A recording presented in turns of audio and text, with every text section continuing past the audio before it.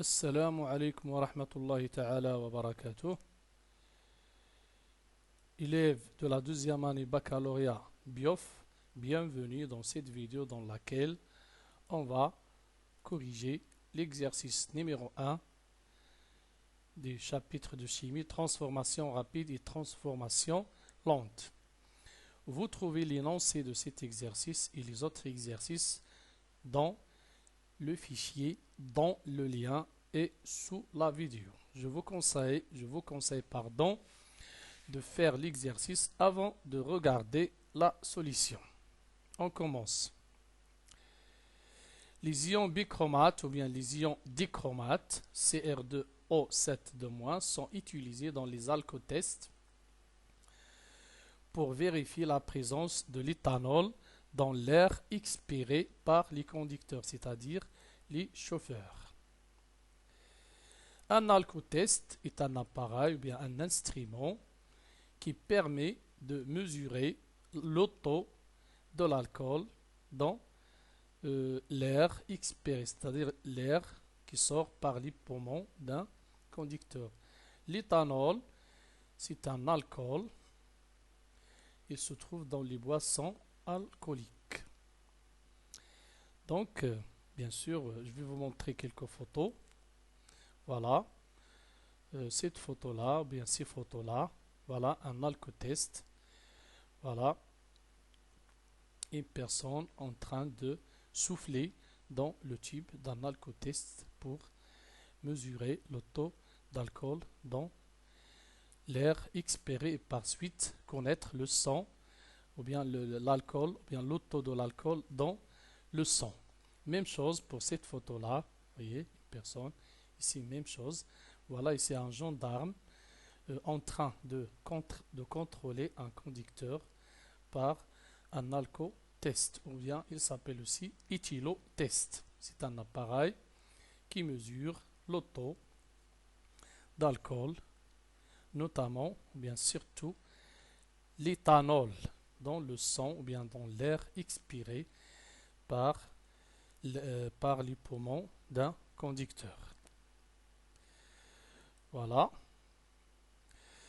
Le principe de l'alcotest est basé sur le changement de la couleur orange d'une solution aqueuse acidifiée de bichromate de potassium 2K plus Cr2O7- lors d'une réaction avec l'éthanol. L'éthanol C2H5OH pour donner des ions chrome 3Cr3 de couleur verte.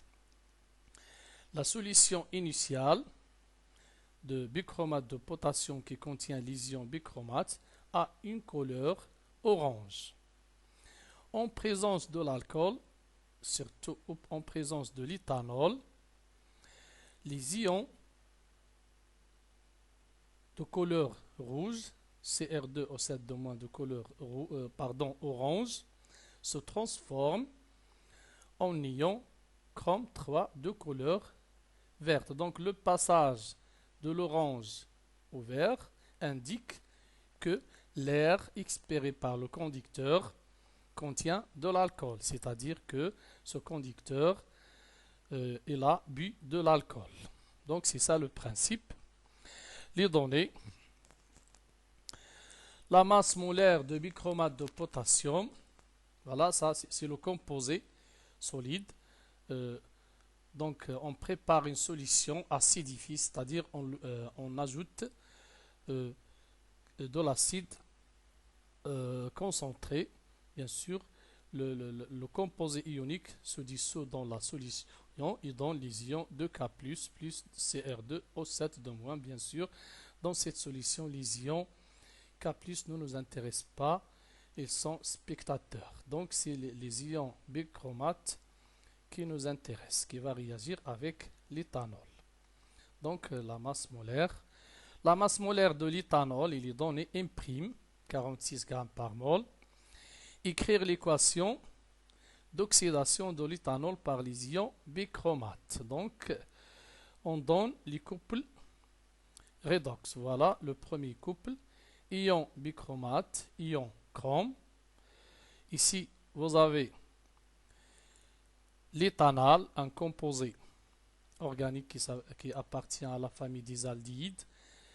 L'éthanol, ici c'est notre alcool qui est l'éthanol. Donc vous voyez que l'éthanol est un réducteur et les ions bichromates, ou bien l'ion bichromate est un oxydant. Selon la représentation du couple OX-RED. OX-RED, donc, c'est un oxydant ici, et l'éthanol, c'est un réducteur. Donc, lorsque les deux couples sont mélangés, bien sûr, l'oxydant va réagir avec le réducteur, c'est-à-dire que le réducteur est oxydé. C'est pour cela on vous dit d'écrire l'équation d'oxydation de l'éthanol. L'éthanol, c'est un réducteur, donc il est oxydé. Par contre, l'oxydant se réduit. Donc, on a vu dans le chapitre, bien dans le cours, comment écrire une équation. Donc, il y a plusieurs étapes. On va les appliquer ici pour écrire notre équation. Donc, voilà la solution de la première, ou bien la réponse de la première question. Voilà, solution de l'exercice 1. Équation de la réaction. D'après les données, les réactifs sont les ions bichromates et l'éthanol. Donc, on va écrire les deux mes équations. Donc, pour le couple, le premier couple, voilà, le réactif c'est Cr2O7 de moins. Donc, on le met à gauche. À droite sont conjugués. Donc, et on équilibre les éléments. Ici, vous avez le chrome 2, ici 1. Donc, on doit multiplier par 2. L'oxygène, vous avez 7. On doit ajouter 7 atomes dans l'autre côté sous forme de 7 molécules d'eau. En ajoutant 7 molécules d'eau, l'hydrogène devient ici 14. Donc, puisque le milieu est acide, donc on va ajouter 14 H+, à gauche. Comme ça, les éléments chimiques sont équilibrés. Maintenant, on passe à la charge. Ici, vous avez à gauche moins 2. Ici, vous avez plus 14. Moins 2 plus 14, c'est 12. Plus 12. Ici, vous avez 6. 2 fois 3 plus, c'est 6. Donc, bien sûr, les électrons, on ajoute les électrons pour équilibrer la charge. Les électrons se trouvent toujours à côté de l'oxydant. Donc, l'oxydant ici se trouve à gauche. Donc, on est sûr qu'on va ajouter les électrons à gauche. Donc, le nombre d'électrons qu'on doit ajouter, vous avez 12 charges positives. Ici, vous avez 6. Donc, on doit ajouter 6 électrons pour avoir 6. Donc, la méthode en général pour déterminer le nombre d'électrons, on l'a vu. Donc, je vais recommencer cette méthode-là. Donc, si on connaît pas directement le nombre n, on peut le déterminer de la façon suivante. On écrit l'équation, la demi-équation. Donc, on ajoute plus un nombre petit n d'électrons. Petit n, c'est un nombre entier. Donc, le petit n ici, c'est le nombre d'électrons qu'il faut ajouter pour équilibrer la charge. Vous avez ici 6. Ici, vous avez moins 2 plus 14, c'est 12. Donc, on va calculer combien d'électrons on doit ajouter. Donc, on procède comme suit. Donc, ici, vous avez moins 2. Voilà, moins 2. Vous avez ici plus 14. Vous avez n fois moins 1, c'est moins n. Donc, ça, c'est la charge des membres de gauche. Moins 2 plus 14. Ici, moins n doit être égal la charge de l'autre côté. Vous avez 2 fois 3. Voilà. Ici, vous avez 0. H2O, c'est une molécule, donc il n'a pas de charge. Donc, on obtient maintenant moins 2 plus 14, 12, moins n égale à 6. Donc, voilà, n égale à 6. Donc, on peut déterminer, si on trouve une difficulté dans la détermination de nombre d'électrons ajoutés, il suffit d'écrire un petit n et d'appliquer la conservation de la charge. La charge des réactifs doit être égale à la charge des produits. Donc, moins 2 plus 14 moins n doit être égal à ici 6. Donc n égale à 6. Donc c'est ça. Donc pour le couple, pour le premier couple, c'est ça la demi-équation. Maintenant on passe au deuxième couple. Pour le deuxième couple, c'est l'éthanol, l'alcool ici qui va réagir. Donc on va l'écrire à gauche. Et son conjugué ici qui est l'éthanol à droite. Donc le carbone, vous avez 2. Ici, vous avez 2. L'oxygène, 1. Ici, vous avez 1. Donc l'hydrogène ici, 5. Plus 1, 6. Dans l'autre côté, vous avez 4. Donc on doit ajouter l'hydrogène sous forme de proton H plus 2. Donc ici, c'est facile. Voilà, vous avez ici la charge 0. 0. Ici, vous avez plus 2. Donc pour avoir 0, on ajoute 2 électrons. Donc, avant de faire la somme membre par membre, on doit équilibrer le nombre d'électrons échangés entre l'oxydant et le réducteur. Ici, vous avez 6. Ici, vous avez 2. Donc, comme 6 est un multiple de 2, donc on doit multiplier la deuxième relation par 3 et la première par 1. Donc, la première fois 1. Donc, on aura 6 électrons à gauche et lorsqu'on multiplie la deuxième demi-équation par 3, on aura 6 électrons à droite. Donc, lorsqu'on fait la somme, vous avez 6. Il y a autant d'électrons à gauche qu'à droite. Donc, les électrons vont se simplifier. Ils vont se simplifier. Ils n'apparaissent pas dans l'équation bilan. Donc, maintenant, on fait la somme. Cr2O7 de moins. Ici, multiplié par 3, 3C2H5OH. Ici, vous avez 14 protons à gauche. À gauche, c'est-à-dire avant les flèches. Vous avez 14. Et de l'autre côté, après les flèches, vous avez 2 fois 3. Donc 6.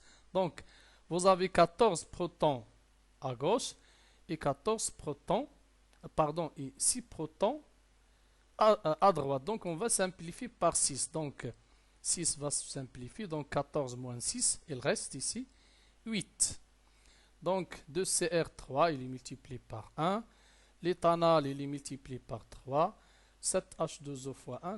Donc c'est ça l'équation. L'équation de la réaction. Maintenant, on passe à la question suivante. Voilà la question suivante. Le tube d'un alcotest contient une quantité de matière de bichromate de potassium. Lors d'un contrôle, un conducteur souffle, donc il fait entrer de l'air dans le tube. Souffle dans le tube et transforme la totalité des bichromates présents dans le tube en ion chrome 3. Donc c'est ça le principe du contrôle. Le tube de l'alcotest contient une certaine quantité de matière de bichromate de potassium, bien sûr acidifié. Lorsque le conducteur souffle au travers l'alcotest, donc il transforme les ions bichromate en ions chrome, donc la couleur passe de l'orange au vert. Donc la question 1, 2. Dresser le tableau descriptif de la réaction qui se produit. Bien sûr, le tableau descriptif de la réaction qui se produit, c'est-à-dire qu'on a déterminé dans la première question la réaction entre les ions bichromate et l'éthanol. Donc, le tableau descriptif, voilà l'équation de la réaction. Vous avez l'équation de la réaction. L'état du système, état initial au cours de la transformation, c'est-à-dire à un instant supérieur à 0, état final. L'avancement, 0 à l'état initial, x à l'état intermédiaire, x max à l'état final. Donc on suppose, pour simplifier, on va noter Na, la quantité de matière initiale des ions bichromate, et N2, la quantité de matière de l'éthanol, la quantité de matière initiale. Bien sûr, ici vous avez le coefficient 1, ici vous avez le coefficient 3, ici vous avez 8, 2, 3. Donc Ici, bien sûr, la solution de bichromate de potassium est acidifiée par de l'acide concentré. Donc, les ions H+, ou bien les protons H+, sont en excès. La solution est aqueuse. C'est une solution aqueuse, donc l'eau, bien sûr, aussi est en excès. Donc, à un instant T, il reste de l'ion bichromate de potassium Na-X, parce que ici vous avez 1. Ici vous avez N2 moins 3X, parce que ici vous avez 3. Donc vous avez ici 2, donc il se forme 2X, vous avez 3, ici 3X, donc même chose pour l'état final. Voilà, c'est ça, la question 1-2. Maintenant, la troisième, ou bien la question suivante, la question 2-2. Voilà, la question 2-2. Lorsque le sang contient une concentration massique Cm en éthanol, d'abord, on va parler de la concentration massique. C'est quoi? Vous connaissez déjà la concentration molaire, donc, et la concentration massique. Je vais faire un petit rappel. Voilà.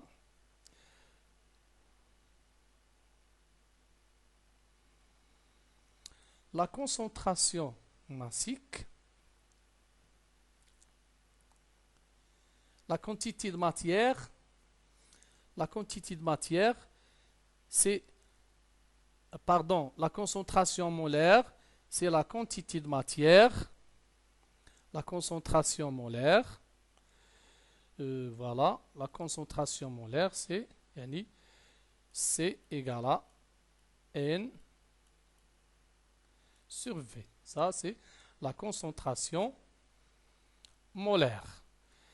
Donc, de la même façon, la concentration massique, qu'on note Cm, égale N sur, M, une masse, sur V. Donc, la concentration molaire, c'est la quantité de matière de solidité dessous divisée par le volume. Par analogie, la concentration massique, c'est la masse de solidité dessous divisée par le volume. Bien sûr, l'unité de la concentration molaire, c'est mol par litre. L'unité de la concentration massique, c'est gramme par litre. Donc, la concentration massique s'exprime pratiquement en grammes par litre. Par contre, la concentration molaire s'exprime en mol par litre. Donc, quelle est la relation entre la concentration massique et la concentration molaire? C'est facile. Donc, la concentration molaire C, à quoi est égale? Vous avez ici N sur V. N, c'est la quantité de matière de solidité utilisée. Donc, on sait que la quantité de matière, c'est la masse. La masse divisé par la masse molaire divisé ici par V. Donc, ça nous donne la concentration molaire égale la masse divisé par la masse molaire fois le volume. Donc, ceci égale, voilà, vous avez ici, regardez bien, M sur V. M sur V, ce M sur V là, c'est la concentration massique. Donc, on obtient maintenant, voilà, M sur V, c'est Cm. Donc, sur M. Donc, c'est ça la relation entre la concentration massique et la concentration molaire. On peut écrire sous la forme Cm égale Cm égale à C fois donc M, la masse molaire, fois C. Donc c'est ça la relation entre la concentration massique et la concentration molaire. Donc Cm égale à M fois C. Donc soit on utilise la concentration molaire ou bien la concentration massique, c'est pareil, c'est la même chose. Donc la concentration massique, c'est une masse dans un volume. La concentration molaire, c'est une quantité de matière dans un volume. Donc, lorsqu'on vous dit ici dans l'énoncé de l'exercice, lorsqu'on vous dit, lorsque le sang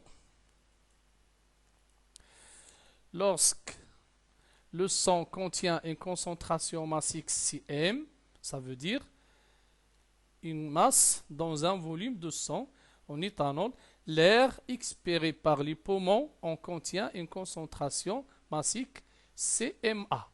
Donc, si le sang contient une concentration massique Cm, l'air expiré contient une concentration massique CMA. Donc, la relation entre Cm et CMA, il est donné. Cm égale à 2000 fois CMA. Donc, Cm, c'est la concentration massique dans le sang. Bien sûr, de l'éthanol. CMA, c'est la concentration de l'éthanol dans l'air qui sort par les poumons du conducteur. Voilà, c'est ça la relation, il est donné. La concentration massique dans le sang est 2000 fois plus grande que celle dans l'air expiré. Donc, le taux légal d'alcool autorisé pour les conducteurs est 0,5 g d'éthanol par litre de sang. Donc, 0,5 g par litre. Donc, c'est une concentration massique. Donc, ça veut dire que Cm, voilà, le taux légal d'alcool autorisé par les conducteurs est 0. Donc, il ne faut pas dépasser 0,5 g par litre. Donc, ça, c'est le Cm. Voilà, 0,5 g par litre. Donc, c'est une concentration massique. Ça veut dire que Cm égale à 0,5. C'est le taux normal qu'on ne doit pas dépasser.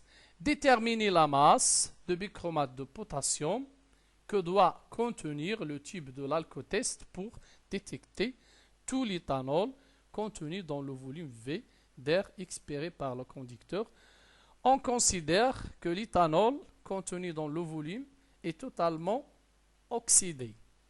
Déjà dans l'énoncé, on a vu que le tube de l'alcool contient une quantité lors d'un contrôle un souffle, donc transforme la totalité de bichromate. Ça veut dire les ions bichromate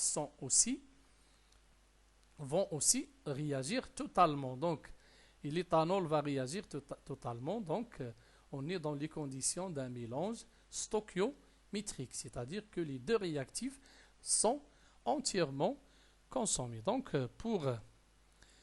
on va voir la solution. Donc, détermination, la dernière question. Détermination de la masse de bichromate de potassium nécessaire pour oxyder la totalité d'éthanol contenu dans l'air expiré par le conducteur. Soit N1, voilà, la quantité de matière initiale de bichromate ou bien des ions bichromate, c'est la même chose parce que les ions bichromate viennent de bichromate de potassium. Donc la quantité de matière de ce composé est la même que celui-là. Parce que si on regarde la formule de la solution, vous avez ici, voilà, ça veut dire, si on utilise une quantité de matière N de bichromate de potassium, la quantité de matière de potassium, c'est 2K. Par contre, ici, vous avez 1. Donc, une mole de bichromate de potassium donne une mole des ions bichromate. C'est-à-dire que la quantité de matière N initialement utilisée, il est la même que les ions bichromate CR2O7 de moins. Donc on va revenir à notre question. Donc je recommence. Soit N1 la quantité de matière initiale de bichromate de potassium contenue dans le tube de l'alcotest, et N2 la quantité de matière de l'éthanol contenue dans le volume V égale à 2 ml, pardon, 200 ml d'air expiré par le conducteur. Bien sûr, ici on va s'intéresser seulement à 200 ml de l'air expiré et non pas à litre. Si on veut déterminer juste la quantité de matière d'ion bichromate qui doit se trouver dans le tube d'alcotest pour oxyder la totalité d'éthanol contenu dans l'air expiré par le conducteur, il faut que les deux réactifs réagissent dans des proportions stoichiométriques, c'est-à-dire les deux réactifs sont entièrement consommés, c'est-à-dire les deux réactifs sont limitants dans ce cas, c'est-à-dire dans ce cas on aura N1 moins X max égale à 0 et à la fois et N2 et moins 3X max égale à 0. Donc on obtient X max égale à N1 et en même temps X max égale à N sur 3. Donc ces deux valeurs de X max sont égaux parce que on a ici et en même temps les deux réactifs sont consommés. Donc on obtient une relation N1 égale N2 sur 3. C'est la relation entre la quantité de matière initiale d'ion bichromate utilisée et la quantité de matière initiale de l'éthanol provenant de l'air expiré du conducteur. Donc on va appeler cette relation étoile. Donc on a la quantité de matière de bichromate utilisée initialement, c'est la même chose que la quantité de matière d'ion bichromate parce que si on écrit l'équation de dissolution de bichromate, on obtient 2K plus CR2O7 de moins. Vous avez ici 1, donc la quantité de matière d'ion bichromate est la même que la quantité de matière d'ion bichromate, qu'on a appelé N1. Donc, N égale à N, voilà, égale N1 égale M sur M molaire, avec M bien sûr la masse de solidité utilisée ici qui est le bichromate de potassium et M sa masse molaire. Donc N2 bien sûr de la même façon N2 il est égal à la masse divisé par la masse molaire. Bien sûr ici puisque on a utilisé seulement un volume V égal à 200 ml, donc le M' ici c'est la masse de l'éthanol contenu dans le volume V qui est égal à 200 ml. Donc, l'équation étoile devient, on remplace N1 par M sur M molaire et N2 par M' sur M'. Donc, on obtient une relation qu'on va l'appeler 2 étoiles. M sur M égale M' sur 3M. D'autre part, on a la concentration massique. Tout à l'heure, nous avons vu que la concentration massique, c'est une masse sur le volume. Donc, une masse sur le volume. Donc, voilà, M', c'est la masse de l'éthanol contenu dans le volume V. Donc CMA, c'est-à-dire la concentration massique de l'éthanol dans l'air expiré, c'est CMA égale à M' sur V. Donc, c'est-à-dire que M' égale à CMA fois V. CMA fois V, donc, on va remplacer le M' par CMA fois V. Donc, l'équation, ou bien la relation 2 étoiles donne M sur M. M' c'est CMA fois V sur 3M. Et d'après les données, on a déjà Cm égale à 2000 fois CMA. Donc, on va remplacer le CMA par Cm sur 2000. Donc, et on obtient donc la relation 2 étoiles devient M sur M égale à Cm fois V divisé par 2000 fois 3 fois M'. Donc, on obtient M. Donc, M égale à Cm fois V fois M divisé par 2000 fois 3 fois M'. Application numérique. Voilà. Le Cm, il est donné. C'est la concentration massique. Ici, qui est ici, bien sûr, le taux maximal, il est donné dans l'énoncé. Le taux légal, voilà. Voilà ici. Voilà. Le taux légal de l'alcool autorisé, c'est 0,5. Donc, c'est ça le cm. Donc, on va revenir. Voilà, donc, il suffit de faire l'application numérique. Le volume ici, c'est 200 millilitres. On l'a converti en litres. 200 millilitres, voilà. Donc, on va multiplier par 10-3. La masse molaire de bichromate de potassium, il est donné. La masse molaire de l'éthanol, il est donné. Donc, on obtient finalement 1,066 10 à la puissance moins 1 mg. C'est ça la masse de bichromate de potassium que doit contenir le tube de l'alcotest pour, bien sûr, pour oxyder tout l'alcool qui contient dans les 200 millilitres. Donc, je crois qu'on va s'arrêter ici. Dans la prochaine vidéo, Inch'Allah, on va corriger l'exercice numéro 2. Révisez bien et faire des exercices. Bon courage, je vous remercie et à bientôt.